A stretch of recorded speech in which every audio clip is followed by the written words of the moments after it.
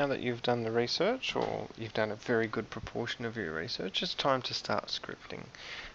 It's obviously the next logical step. You need to take all of your ideas and all the parts and all the components and all the content that you've got, and you need to try and turn it into something that's going to make sense for your audience.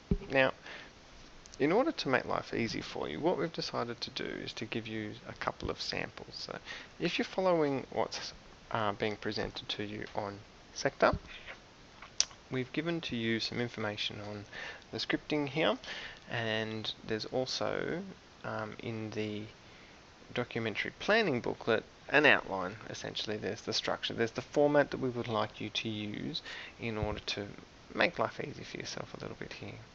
I do think it's a good idea to have a look at the sample from this student from a previous year. And before we get into the sample itself, I want you to think about the purpose of a script. So really what we're trying to do is trying to make sense of the ordering of all of your ideas, so that it's A, easy to follow, and B, easy to film, and we can really see how you're trying to develop your line of argument, or you're trying to be convincing, and we can essentially see your purpose. So a really good script is going to keep your purpose in mind at all times. Now, please don't think that once you've written your script, that's it. You'll probably have to edit things, and you'll probably have to change things as you're going along.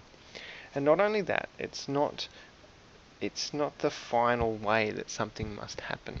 If you've written a really good script, and the example that you can see before you is quite a thorough one, but you might find when you're filming that sometimes you naturally just follow, you ad lib, or you add some extra details, or a different question arises, and that's okay. You're allowed to follow and use those incidental moments that just pop up, because sometimes they're the best ones. Sometimes the thing you didn't think of to try and include in your scripting is probably the most important thing. Now, if you do that a lot, you should probably go back and edit your script to include them, but if it's just a one-off here and there, then I wouldn't stress too much. But we do want to be able to follow your script whilst we're marking your documentary, just in case we miss something, so that we can see what your intention really is. Alright, so let's have a look at this. We'll only look at these first few parts, and you'll notice that the first thing we have here is the scene number and the scene description or title.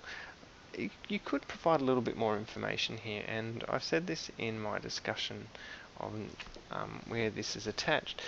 I'd really like a location, some information about the location, and you'll see that in the pro forma that you need to fill in. But I love how clear this is, and there is a really good balance between what we see and what we hear, because a documentary is both very visual and obviously there's a lot of sound element to it as well. It has a lot of the impact comes from the audio element, and you need to be really thoughtful about what you put in there. You'll notice that we've got small details like sound effects, and you should have things like music and all of those sorts of things listed in the audio section here. For your images, we've got some details about being a close-up and all of that sort of description of how the camera is going to be used, just to give a better indication of how the audience is going to respond to those sorts of images. But of course we do get the descriptions of the focus of each of these shots, if you like. So every time the camera changes shot or angle, you should be changing,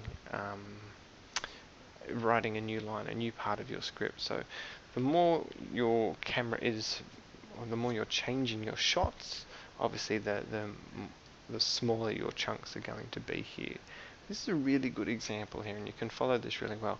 Don't forget the documentary that this comes from is actually posted on last week's sector page. So if you navigate back, you can have a look at the samples that we've posted, the student samples, and I believe it's this one here. So you should be able to read the script or follow the script whilst watching the documentary. So it's quite effective. Alright, I've pointed out a few of the key features there, and I really do think this is something that you can quite easily replicate. And I do think that you could probably add more detail in parts. So it's not a bad idea just to have a look at what someone has achieved, but you should be looking for ways to make that even clearer, to make that even more detailed, to make it so that it's really super easy for your teacher to follow.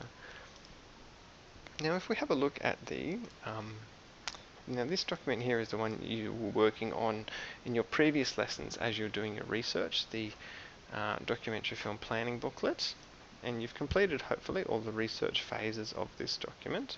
And then when you come to the documentary script pro forma, there's a lot of information here that you'll need to now fill in. So you will start with your scene number and your title. So just make it a clear title so we know that you've thought about the purpose or the position at least of this particular scene. Then you should write a time and place for your scene. Are you indoors? Are you outdoors?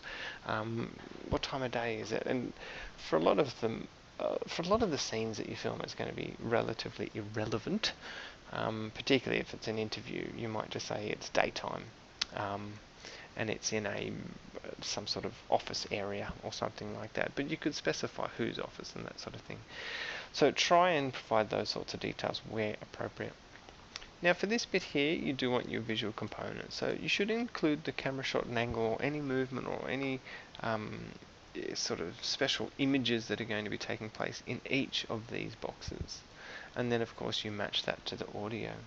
So hopefully if you're thinking about this whilst you write your script, you're thinking about the correlation between your visual element and your audio element. Now, having said that, I don't think that you're going to sit there and you're going to write, okay, so I want an image of this and that's going to match up with this audio component. I want an image of this and that's going to match up with this part of the narration. I would assume that you would probably write all of your audio component first, and then you would cut it into smaller chunks as you decide what visual components it's going to match. So you might write out the whole script for one scene and then break it up as you come across the visual components that relate to that. I don't think you're going to be able to match it up as you're writing all the time. And if you do manage to do that, you might find it hard to achieve that as your outcome and have to make a lot of changes in the end. As you know, I'm sure you've put together videos before. You often just go, well, I found this image and I found this still image and I've got this short clip from YouTube. You will still think along those lines whilst you're writing your script. So if you've done all your research, this part should be easy to fill in. But it doesn't mean that you're going to have the fine level of control that we're perhaps looking for in terms of really specifying what visual components match each bit of the audio component that you're creating. So this will include any of the dialogue between the people that you're using, any interviews of course, obviously the voiceover. I'm assuming you're going to use a fair amount of voiceover, particularly in your introductions and conclusions maybe. If you do a talk to camera, everything that gets spoken is included in here. Now if you do use an interview from a YouTube clip for instance, you then have to transcribe that interview so that the script of it is included here as well. So don't just whack in visual component interview with, I don't know, Donald Trump and then just leave it blank in terms of what's spoken. You have to transcribe that interview so that we can see that you've thought about why it's included and you're not just putting it in there for the sake of it, or you're not just putting it in there to fill your time. So that will take some time, and you can probably imagine now, you can probably see now, if you're doing this for your entire documentary and you've got to write I think it's a 5 to 7 minute documentary, there's a lot of detail, there's a lot of information there, so you're really going to have to spend some time on this. You should be typing flat out for 3 periods, probably more, to be able to get this done accurately. And you don't want to leave this to the last minute, because if you haven't got this done and you haven't thought about this phase of your documentary construction, And the last bit's going to be a lot harder. You'll be making it up on the spot. It won't be as effective, and you certainly won't get the marks that you deserve. So, looks like a simple table. There's a lot of detail, a lot of information to go in there, and it will take a reasonable amount of time. But I do think that the benefit of doing this is that you are going to produce a documentary that has a really clear progression, and it has a really clear link between the visual and the audio components. I hope that helps. Have a go at trying to fill it in. Give yourself plenty of time, and I'll see you for the next tutorial next week.